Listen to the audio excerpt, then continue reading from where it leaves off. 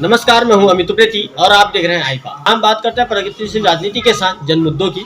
आज हमारे साथ शख्सियत बैठी है सुमेसर घाटी से सामाजिक कार्यकर्ता, कांग्रेस नेता राजेंद्र बाराकोटी जी।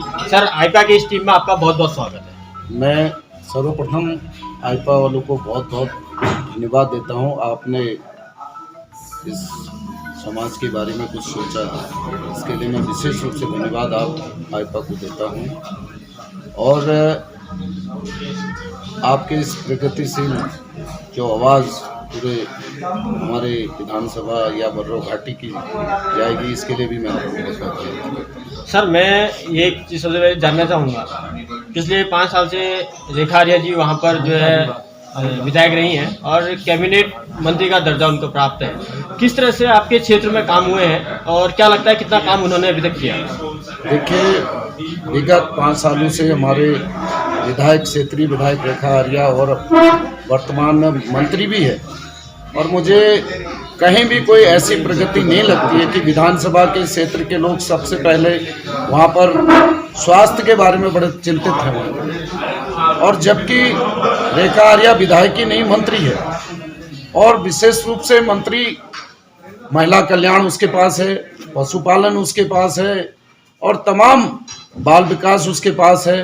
तो ये सारी चीज़ों को अगर देखा जाए तो विधानसभा सुमेश्वर में विकास के रूप में कोई विशेष रूप से महिला कल्याण का जो कार्य है, मैं आपको बताता हूँ। एक तरफ से बाल विकास में मंत्री है, और आपने देखा होगा कि जो हमारी कन्याओं को कन्याधन मिलता था, गौराधन कन्या 50,000 रुपया हमारी कांग्रेस गवर्नमेंट ने किया था, और रेखा आर्या जी की जैसे ही सरकार आई तुरंत वो 5,000 रुपये में आ गया। 2017 के बच्चों को आज तक भी वो कन्याधन नहीं मिला है। ये दुर्भाग्य अगर महिला कल्याण मंत्री है तो सबसे बड़ा दुर्भाग्य ये भी है। और दूसरा, स्वास्थ्य के बारे में हमारा महिला बेस हॉस्पिटल की स्वीकृति वहाँ पर थी, और आज तक वो धरातल में नहीं उतरा है। ये स्वास्थ्य के मामले में मैं विशेष रूप से चिंतित हूँ विधानसभा सुमेश्वर के। सर, स्वास्थ्य की ही अगर बात करें तो मंत्री जी का ये कहना है कि हमने वहाँ पर डॉक्टर हमें दिए हैं, चाहे जहाँ जहाँ तक सड़कें हैं, वहाँ जहाँ सड़कें नहीं थी वहाँ सड़कें पहुँचाई हैं, और स्वास्थ्य सुविधा हमने गाँव गाँव तक पहुँचाई है। तो कितना संतुष्ट है उनकी? देखिए, जनता जनार्दन इस बात को भली भांति जानती है, और जिस प्रकार से उन्होंने पहले कहा था, मुख्यमंत्री से उन्होंने कहा मैंने 100 बेड का हॉस्पिटल स्वीकृत कर दिया, सरासर झूठ। और जबकि वो बाद में 10 बेड की स्वीकृति आती है, और अस्पताल में डॉक्टर की बात आती है, आज भी अस्पताल में डॉक्टर बहुत ना के बराबर है। महिला प्रसव भी होता है तो उनको अल्मोड़ा आना पड़ता है, और न वहाँ पर आपके कोई ऐसे साधन हैं, न वहाँ पर कोई टेक्नीशियन है, न वहाँ पर आपका कोई एक्स्ट्रा टेक्नीशियन है। तमाम चीज़ों को लेकर के अगर देखा जाए इन 5 सालों में रेखा आर्या ने उस पर कोई कदम नहीं उठाया। लास्ट में चुनाव के समय में जिस प्रकार के झुंझुना उसने पब्लिक को दिखाया, जनता भली भांति समझ चुकी है। केवल झूठी बयानबाजी, झूठे तरीके से बरगलाने की कोशिश रेखा आर्या कर सकती।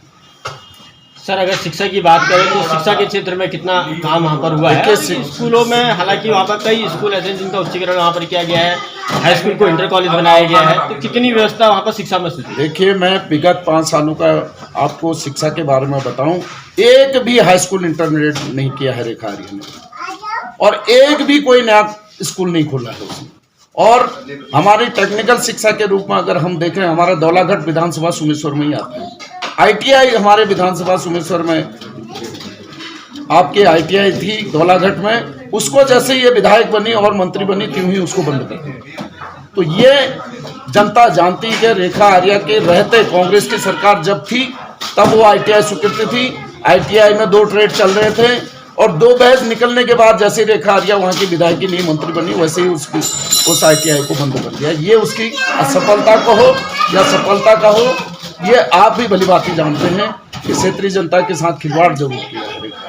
सर, अगर देखा जाए सुमेसर घाटी एक जो है कि खेती बाड़ी को लेकर पहले से ही काफ़ी हुआ है। यहाँ वहाँ का जो अगर चावल की बात करें तो काफ़ी दूर देश विदेश तक वहाँ का चावल पहुँचता है। तो आज क्या स्थिति है, कितनी वहाँ पर खेती बाड़ी है, कितने लोग उससे रोजगार प्राप्त करते हैं? देखिए, सुमेश्वर घाटी एक ऐसी घाटी है, आज भी आप देखते हैं कि डेंस एरिया है, लोगों ने उसी खेती से अपने बच्चों की तरक्की के रास्ते खोले, और वहाँ का आलू, वहाँ का गेहूँ, वहाँ का चावल आज भी लोग याद करते हैं। आप लोध घाटी में चले जाए, लहराती हुई खेती, कितनी खूबसूरत बर्रो घाटी का जिसका अपना नाम है, वो आज भी है और आज भी लोग उस खेती से अपने भरण पोषण करते हैं।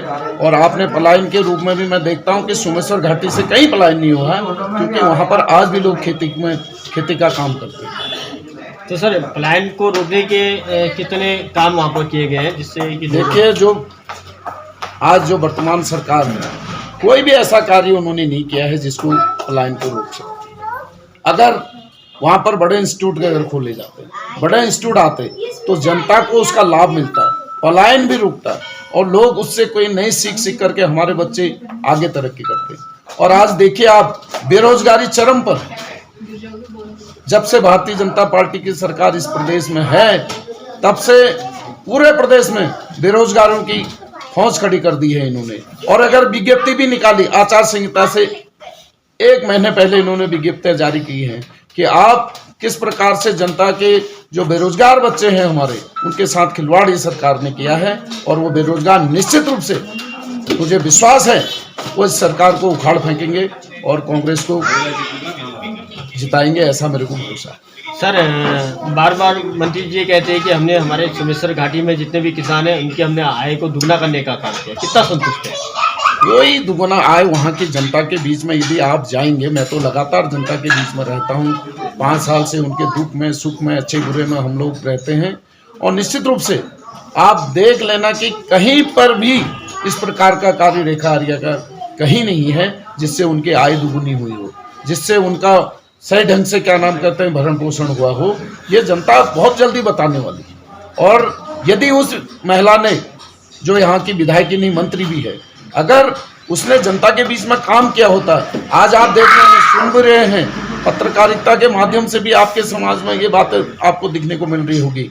नहीं तो उसको प्रेशर कुकर जैसे चीजें, आपके ट्रक सूट जैसे चीजें, आपके पैसे जैसी चीजें, अगर व्यक्ति ने काम किया होता, उसको मौका दिया था जनता ने। 2 साल कांग्रेस में रही हो विधायक, 5 साल यहाँ विधायक की नहीं, मंत्री भारतीय जनता पार्टी की रही है। और आप, अगर आपने बड़े बड़े काम किए होते तो आप उस काम को लेकर के जनता के बीच में जाते और जनता आपको गले लगाती। लेकिन आपने तो कुछ किया ही नहीं। आपको इस प्रकार की चीजें बांट करके जनता को दिग्भ्रमित करने का काम कर रही है।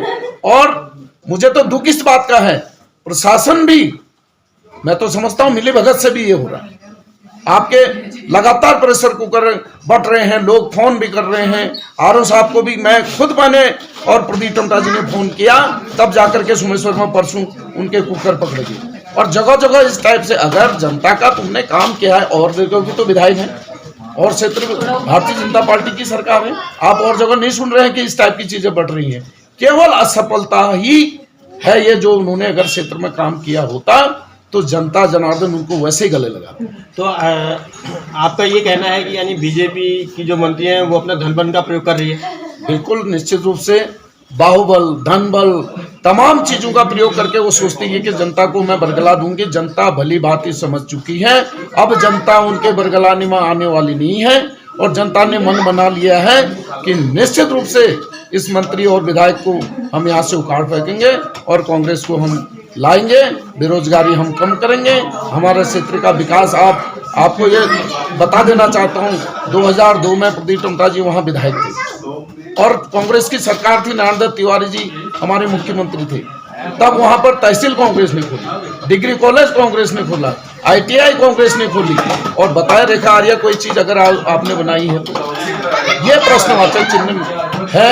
ये राजेंद्र बाराकोटी कहते हैं कि ये प्रश्नवाचक चिन्ह जनता निश्चित रूप से इस बार उसको उखाड़ फेंकेगी, ऐसा मेरा। सर, आपका सीधे मुकाबला जो है एक मंत्री से होने जा रहा है। कांग्रेस ने आपको टिकट वहाँ पर दिया है, अपना जनप्रतिनिधि के तौर पर वहाँ पर उतारा है। इस मुकाबले को किस तरीके से देखते हैं? देखिए, इस मुकाबले में मैं तो समझता हूँ जनता ने मन बना लिया है।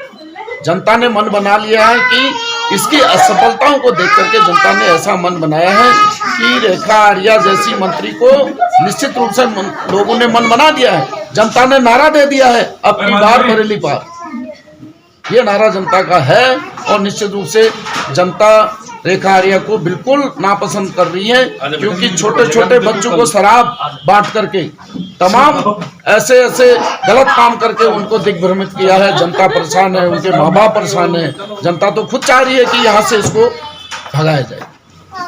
अच्छा सर, अगर कांग्रेस की स्थिति अगर सोमेश्वर घाटी में देखी जाए और बाकी आपका टाकुला क्षेत्र यहाँ पर आता है, काकड़ी घाट क्षेत्र आपके सोमेश्वर विधानसभा में आता है, किस तरह की स्थिति अभी बनी है, कितना विकास कार्य इन जगहों पर हुआ? देखिए, मैंने आपको बताया ना, पिछले जब 2014 में ये कांग्रेस की विधायक बनी, उपचुनाव में यहाँ से माननीय हरीश राव जी ने उसको टिकट दिया, विधायक बनाया।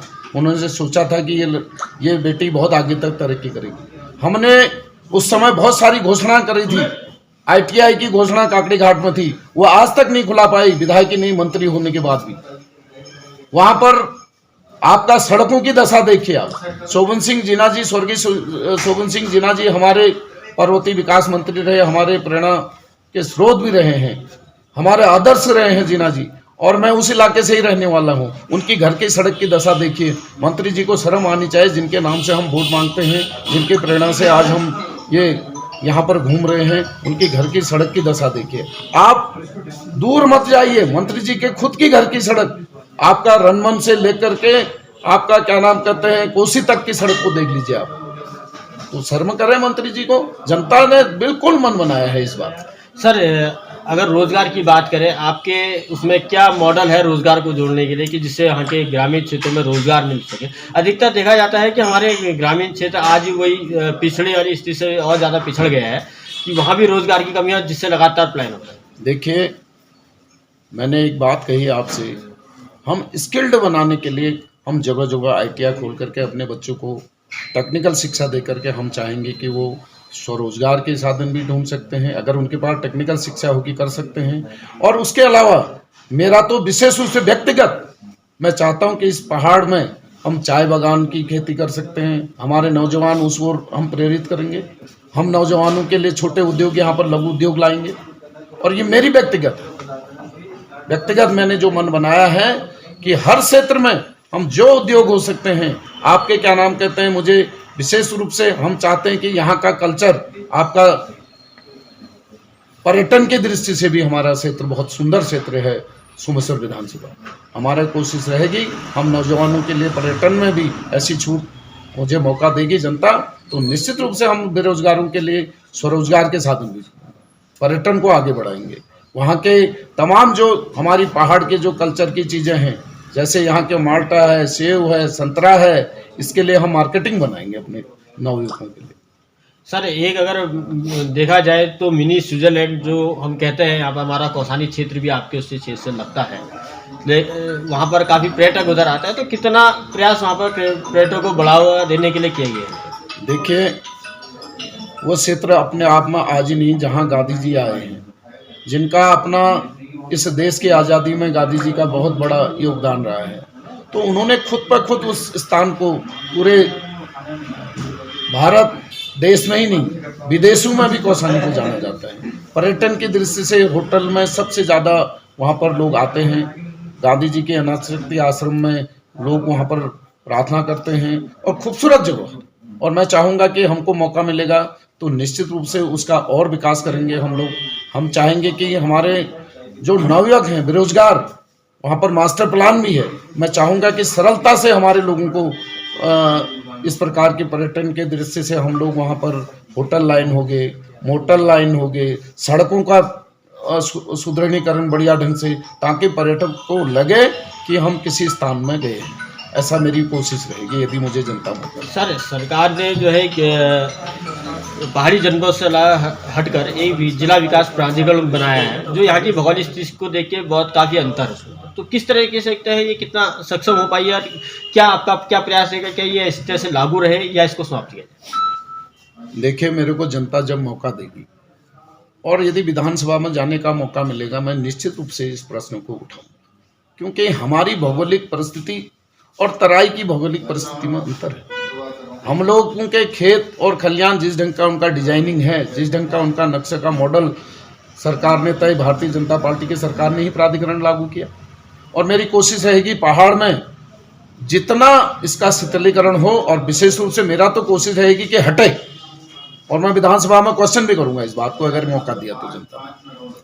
सर अगर वहाँ पर देखा जाए तो शिक्षा को स्तर को बढ़ाने के लिए, शिक्षा बढ़ावे के लिए, हर घर में शिक्षा मिले, तो उसके लिए क्या मॉडल आपके पास है? देखिए, शिक्षा के बढ़ाने के लिए जो आजकल नए टेक्निकल शिक्षा है, मैंने पहले भी कहा आपसे टेक्निकल शिक्षा होनी चाहिए।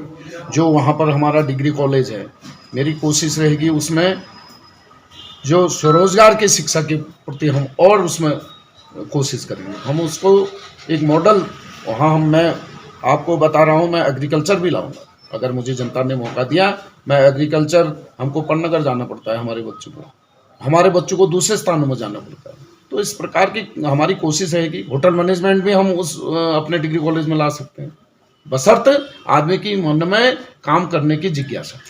सर अभी आप कहते हैं कि हम नई शिक्षा को वहाँ पर लाएंगे, तो जिस तरीके से आज ऑनलाइन शिक्षा चल रही है, तो इससे कितना प्रभावित है, कितना इसमें जोर देने का? देखिए, ऑनलाइन शिक्षा अपने जगह पर आजकल हर बच्चे के घर में आप देखते हैं कि टेक्निकल ज़माना है, आपके मोबाइल का ज़माना है, आपका क्या नाम कहते हैं कंप्यूटर का ज़माना है।